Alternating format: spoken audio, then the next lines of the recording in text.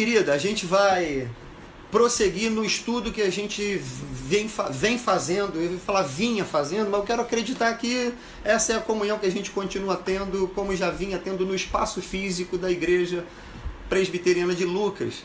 Então lá, naquele espaço físico, inclusive no próximo domingo nós teremos culto também transmitido assim, online, só que vai ser lá no espaço da igreja. Então o Gustavo, se estiver assistindo aí, o Rafael, creio que estejam assistindo, a gente vai se reunir lá, só nós três, ou enfim, poucas pessoas, porta fechada, a gente vai fazer uma transmissão de lá, do ambiente da igreja, então no próximo domingo às 6 horas da tarde, nesse mesmo modelo, né? Só que aqui é mais estudo bíblico. Se você quiser fazer uma pergunta, eu tenho um pouco de dificuldade aí de ler as coisas. Eu estou vendo que muitas pessoas estão escrevendo coisas aí legais, muita gratidão e muito desejo que Deus abençoe vocês. Espero de fato, enfim, que nós estejamos nos abençoando nesse papo, nessa conversa. Mas hoje é de fato mais um papo, né? É uma conversa. Os estudos bíblicos das quintas-feiras lá na igreja são nesse ambiente informal e de diálogo, né? A gente costuma brincar lá que quem discorda do pastor não perde a salvação e nem é mal visto por Deus. Então eu vou fazer exposição da Bíblia aqui, óbvio que você pode concordar ou não com ela. Se quiser fazer nos comentários algum acréscimo, alguma consideração, valeu, Gustavo, tô vendo aí, estamos juntos no domingo, né? Tô vendo que você acompanhou aí. Eu queria falar, se você quiser fazer algum acréscimo, alguma colocação aí, ou discordar de alguma coisa, também não tem problema, tá bom? A gente obviamente não vai fazer desse ambiente um ambiente de polêmica, mas, enfim, todas as opiniões são bem-vindas e são respeitadas também. Espero, Valdec também, joia. Espero que a gente possa mutuamente se abençoar, ser fortalecido na fé, ser alimentado pela palavra de Deus. A palavra de Deus é alimento para a nossa alma. Ler a palavra de Deus já é encanto e alimento para a nossa alma. Como diz o salmista, Senhor, quanto amo a tua lei. Né? A lei do Senhor, a palavra do Senhor é o alimento para nós. A gente vai ler então agora, a gente vai fazer um estudo na primeira pregação do apóstolo Paulo. A gente está fazendo um estudo em Atos dos Apóstolos, e a gente vem vendo as pregações em Atos dos Apóstolos. Vimos a primeira pregação em Atos 2, logo após a descida do Pentecostes, a descida do Espírito Santo, né? Logo após o Pentecostes, logo após a descida do Espírito Santo, em que Pedro toma da palavra e prega ousadamente ali, anuncia.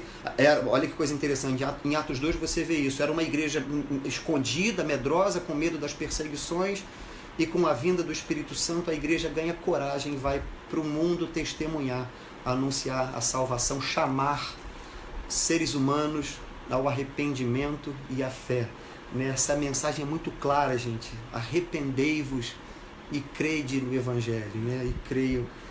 E creio em Jesus. Essa é a grande questão. A experiência da conversão passa aí por uma experiência de arrependimento. Arrependimento não é remorso.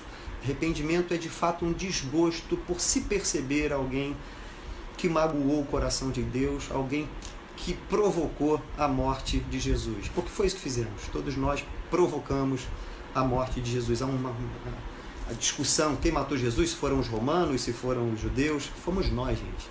Humanidade, a raça humana matou Jesus. A palavra de Deus diz, não há nenhum justo sobre a face da terra, nenhum sequer.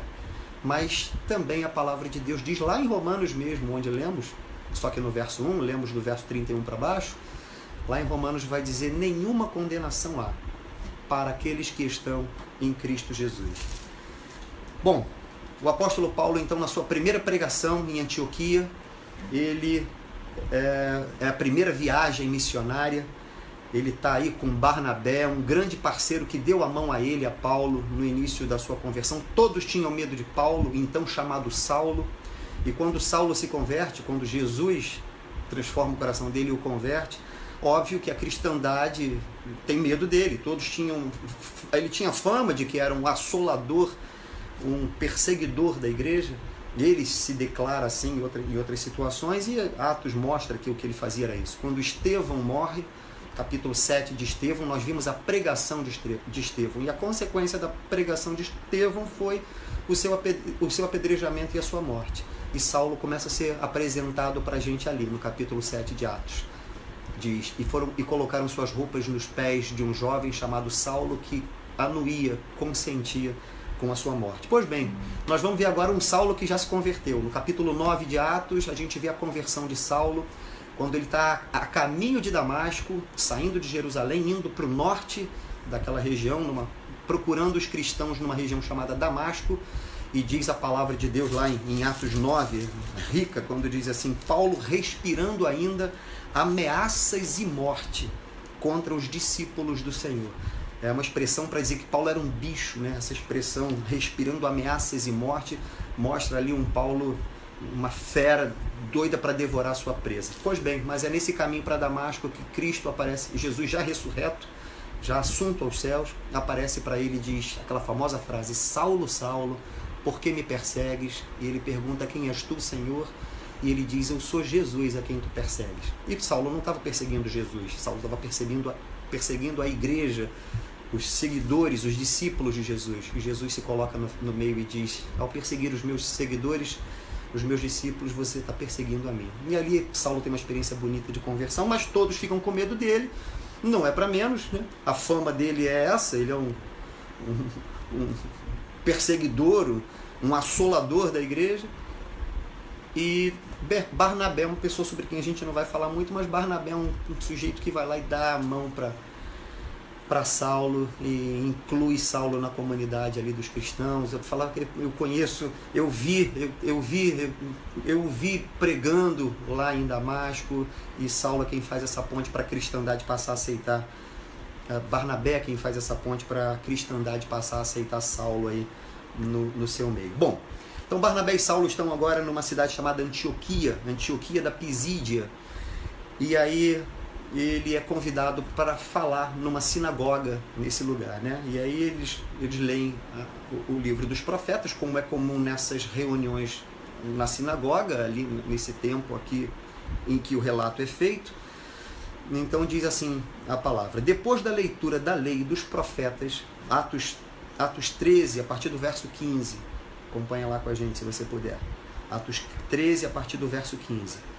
Depois da leitura da lei e dos profetas, o que era comum de acontecer nas sinagogas, os chefes das sinagogas mandaram dizer, irmãos, se vocês têm alguma palavra de exortação para o povo, digam-na. Na verdade, a palavra de exortação é uma palavra de encorajamento, né? Vocês têm alguma palavra aí, uma mensagem de encorajamento? E aí, verso 16, Paulo levantando-se e fazendo com a mão sinal de silêncio, disse, varões israelitas e vós, outros que também temeis a Deus, ouvi. O Deus deste povo de Israel escolheu nossos pais e exaltou o povo durante a sua peregrinação na terra do Egito, donde tirou com um braço poderoso. E suportou-lhes os maus costumes por cerca de 40 anos no deserto. E havendo destruído 7 nações na terra de Canaã, deu-lhes essa terra por herança, vencidos cerca de 450 anos. Depois disto lhes deu juízes até o profeta Samuel. Então lhes pediram um rei, e Deus lhes deparou Saul, filho de Quis, da tribo de Benjamim, e isto pelo espaço de 40 anos. E tendo tirado a este, levantou-lhes o rei Davi, do qual também, dando testemunho, disse, achei Davi, testemunho que Deus deu, achei Davi, filho de Jessé, homem segundo o meu coração, que fará toda a minha vontade. Da descendência deste, conforme a promessa, trouxe Deus a Israel o Salvador, que é Jesus, da descendência de Davi. Trouxe Deus o Salvador, que muitas gerações depois, né? Mas é isso que ele está dizendo. Da descendência deste, de Davi, conforme a promessa que já havia feito nos profetas anteriormente, trouxe Deus a Israel o Salvador, que é Jesus. Havendo João Batista, havendo João primeiro pregado a todo o povo de Israel, antes da manifestação dele, batismo de arrependimento. Mas ao completar João a sua carreira, dizia João Batista, não sou quem supondes, mas após mim vem aquele de cujos pés não sou digno de desatar as sandálias.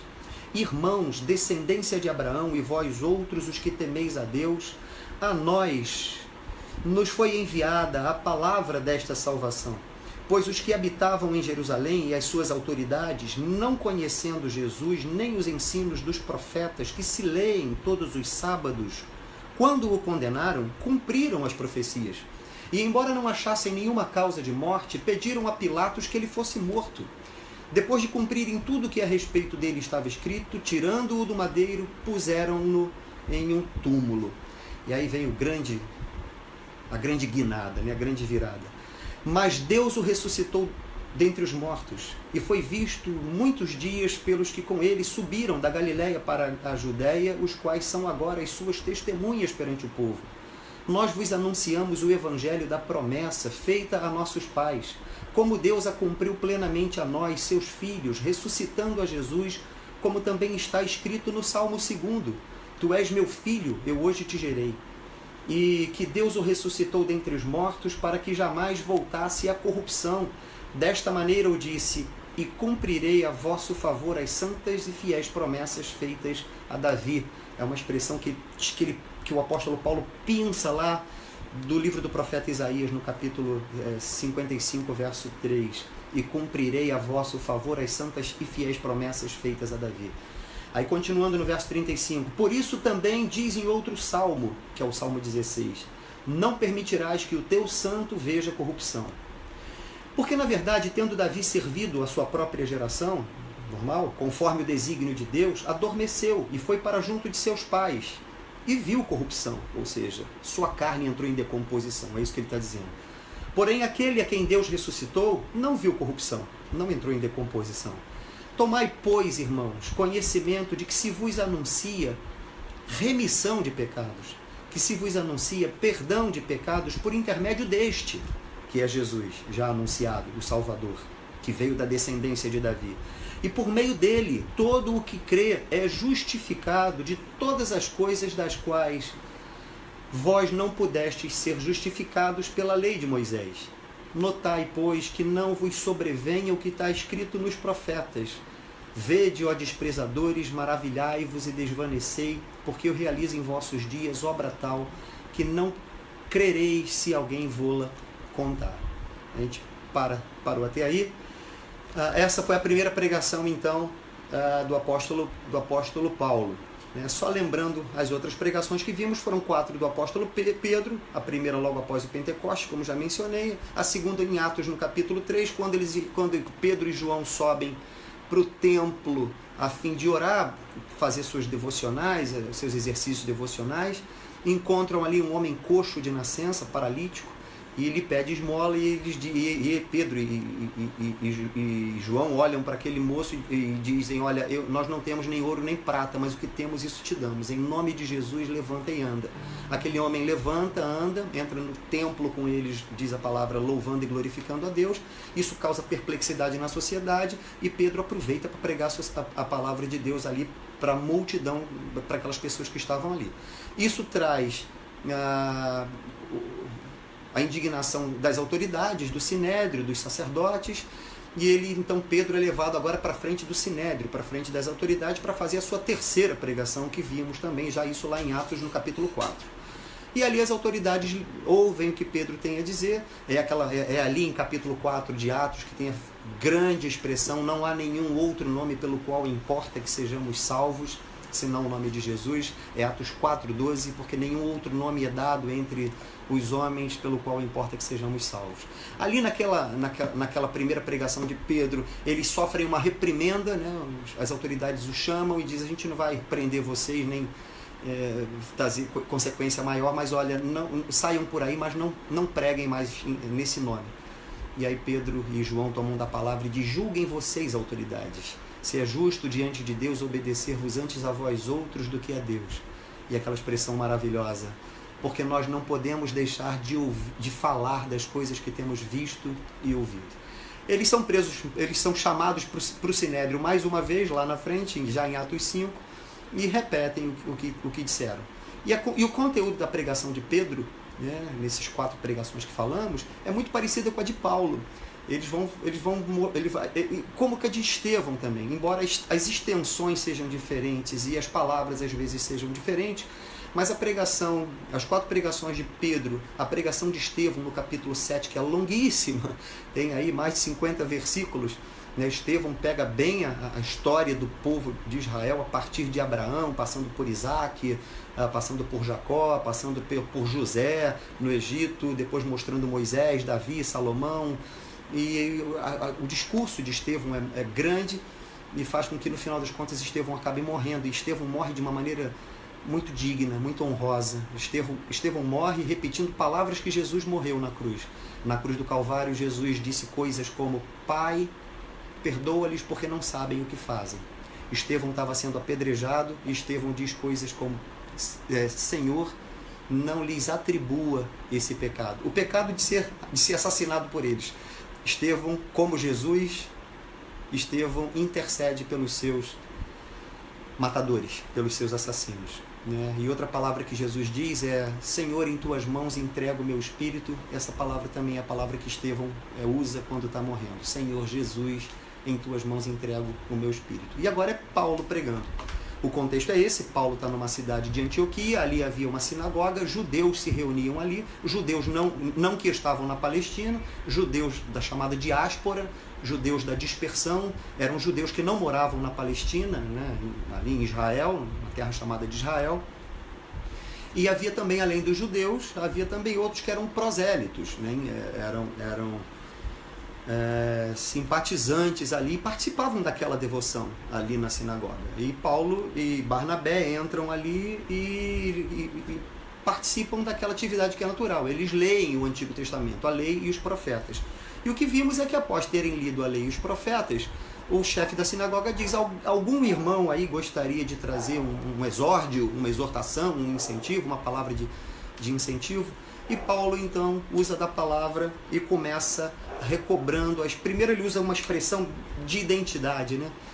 Identidade, né, gente? Como a gente tem identidade, né? Um com o outro. A gente é pó da mesma terra, perecível, tem medo do mesmo vírus, nós temos medo do mesmo vírus, temos as mesmas preocupações, basicamente, de sustentar nossos lares, de educar nossos filhos, temos as mesmas dores e compaixões com o necessitado, com o pobre, desejamos dias melhores para a nossa nação.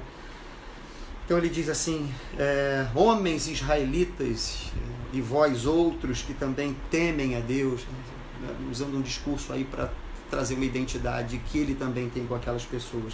E ele costuma dizer, ele continua dizendo, né? Olha, o Deus deste povo de Israel. Por quê? Porque ali havia gente de Israel, povo judeu, e havia gente que não era povo de Israel, simpatizante, chamado prosélito, né?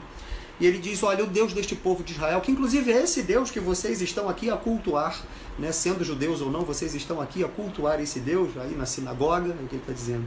Pois é, o Deus deste povo de Israel escolheu os nossos pais e exaltou os nossos pais e fez dos nossos pais um povo.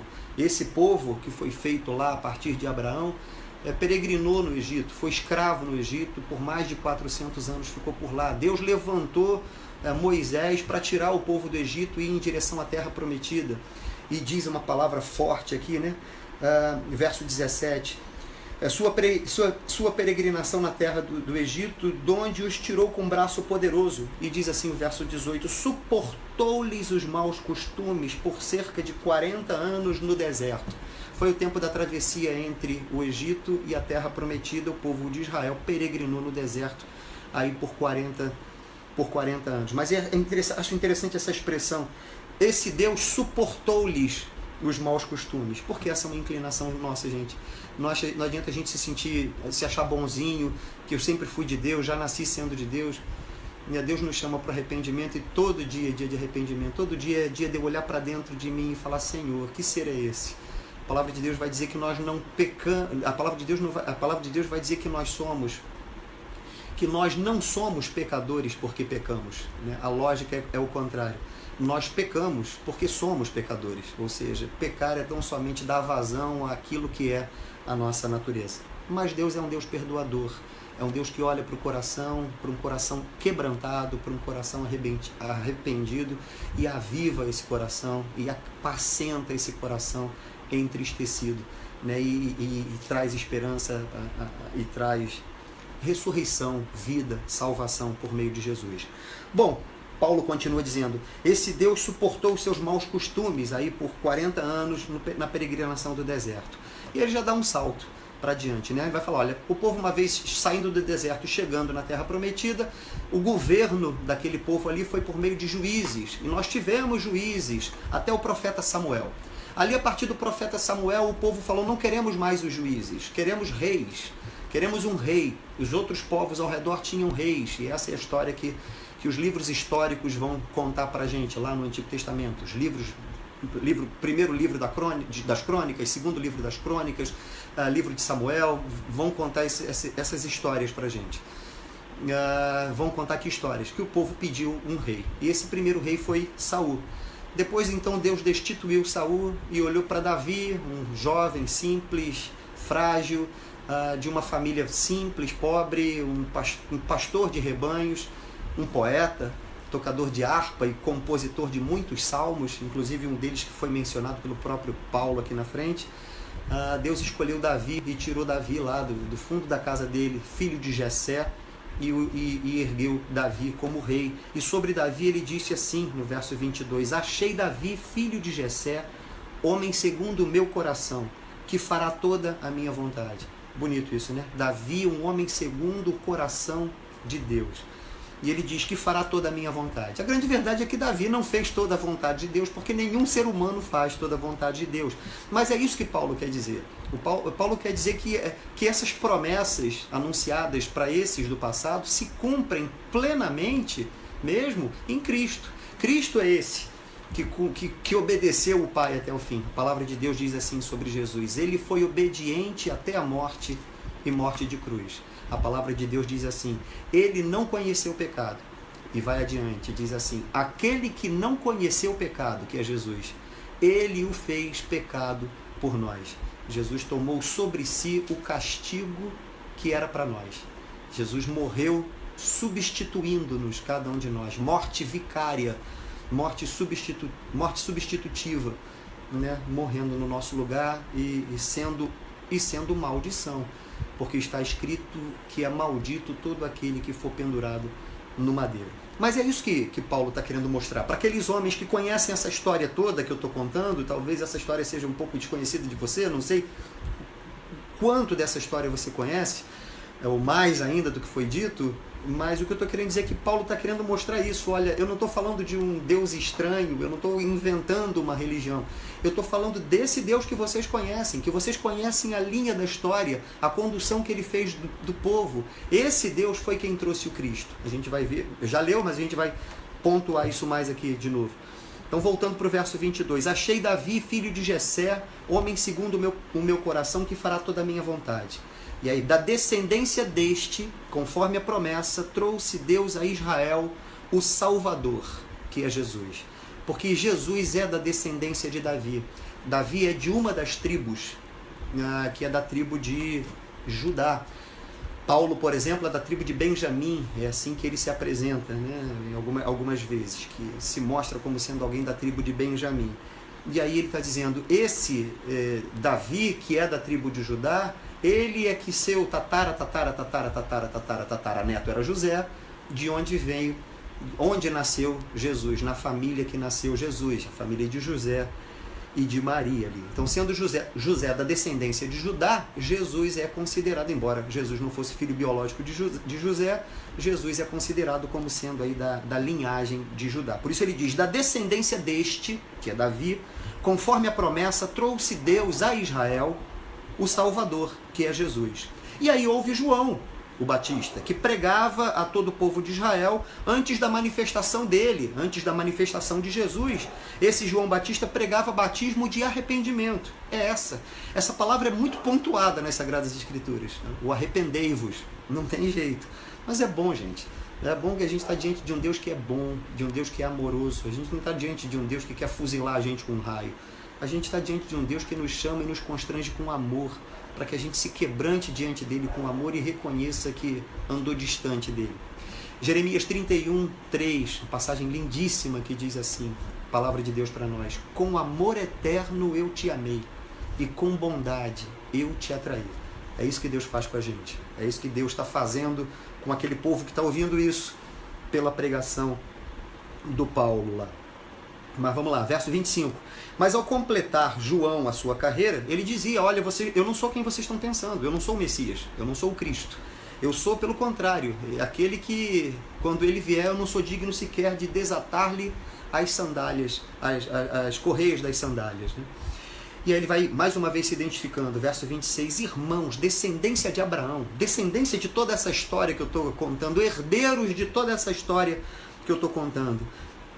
Irmãos, judeus que estão nessa sinagoga e outros que também temem a Deus, a nós foi enviada a palavra dessa salvação. Esse é o verso 26, né?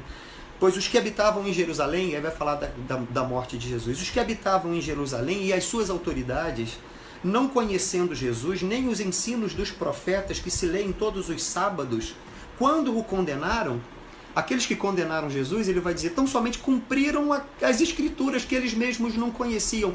Agora, na verdade, isso é um pouco irônico, porque eles conheciam as escrituras. Os que condenaram Jesus, ou parte daqueles que condenaram Jesus, conheciam as escrituras. Eram sacerdotes, escribas, fariseus, religiosos, né, que conheciam as escrituras. Mas o que ele está querendo dizer é, conheciam a letra, não conheciam o conteúdo. É essa a ironia para a qual ele está chamando. Por isso ele vai dizer, eles não conheciam os ensinos dos profetas, que se leem todos os sábados. Lembra, ele está num momento em que isso está acontecendo, em que leem os profetas num sábado, numa celebração cultica, né? Numa celebração litúrgica na sinagoga. Ele está dizendo assim, aqueles que fizeram isso lá, não conhecem os profetas que se leem todos os sábados. Sim, mas conheciam. Né? O que ele está querendo dizer é, não conheciam a essência. É uma outra passagem que vai ter nas Escrituras em que se diz, ora, a letra mata, mas o Espírito é que vivifica. E é bem verdade, né? Provavelmente você conhece alguém que era um ser humano melhor antes de conhecer a Bíblia. É possível, infelizmente é possível. Não era para ser assim, mas infelizmente acontece de pessoas, o sujeito não conhecia a Bíblia, depois ele passa a conhecer a Bíblia, e aí ele se torna um ser humano pior do que o que ele era, né? Se torna inquisidor, se torna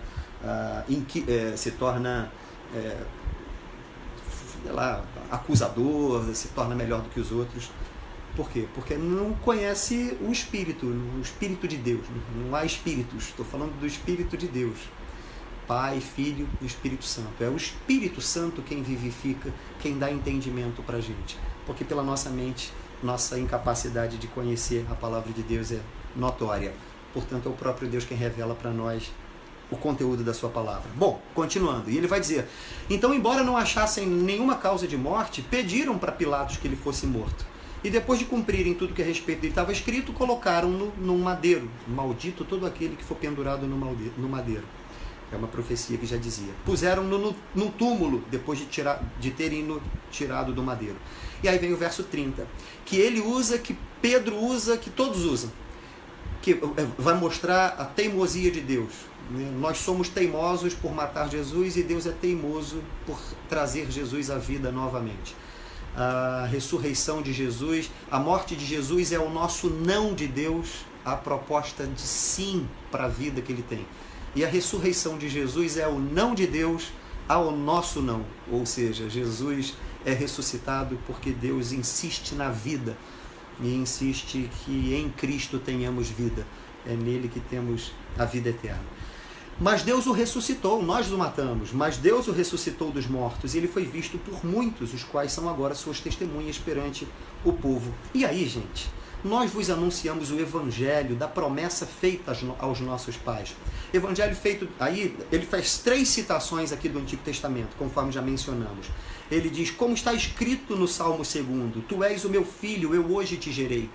O Salmo 2 é atribuído a uma dúvida, mas, enfim, que seja atribuído a Davi, né?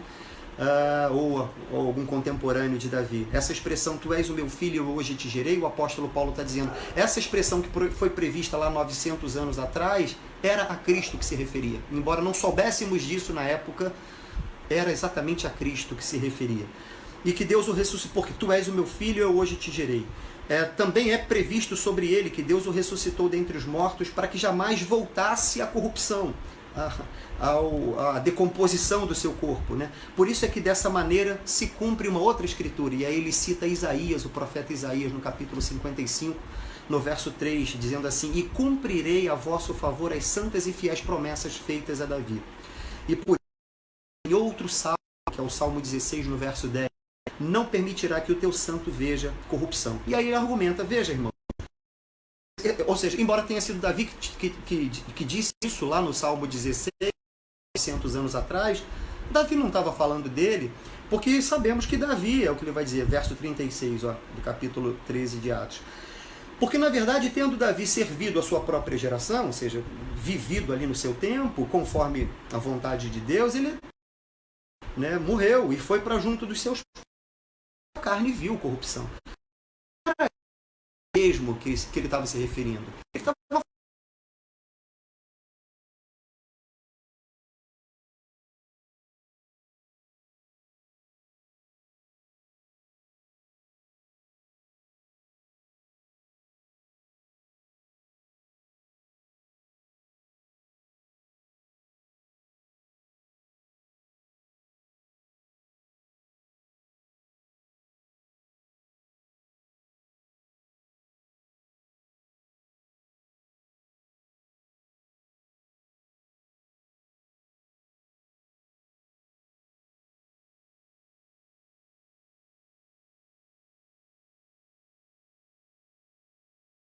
própria.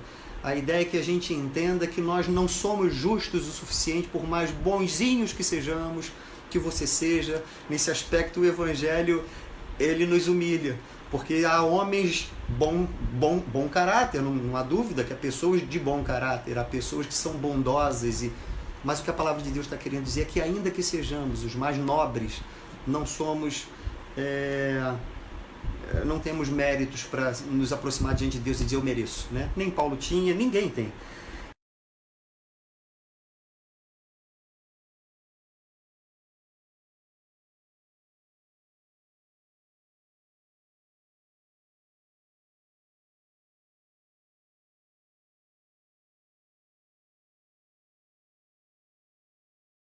Seja aplicado a vocês aí o que é dito pelos profetas. Vejam, ó desprezadores, maravilhai-vos e desvanecei, porque eu realizo em vossos dias obra tal que não creiais se alguém vô-la contar. Gente, só para então concluir aí a nossa mensagem. O apóstolo Paulo tem expressões belíssimas sobre ele mesmo. O apóstolo Paulo tem expressões belíssimas sobre ele mesmo, né? Falando dessa coisa de não ser justo, de não merecer justiça, mas de ter o perdão de Deus.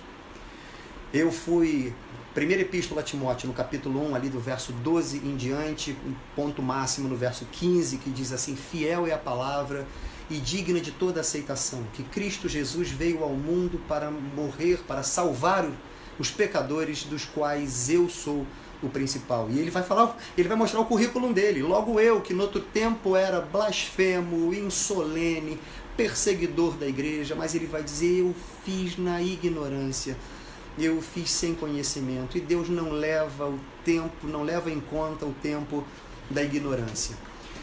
Aqui a gente fica então com a primeira pregação do apóstolo Paulo no capítulo 13 de Atos dos Apóstolos. A próxima pregação de Paulo já vai ser no capítulo 14, ele vai estar em outra cidade, vai estar numa cidade chamada Listra. E lá é bastante interessante que acontece um fenômeno.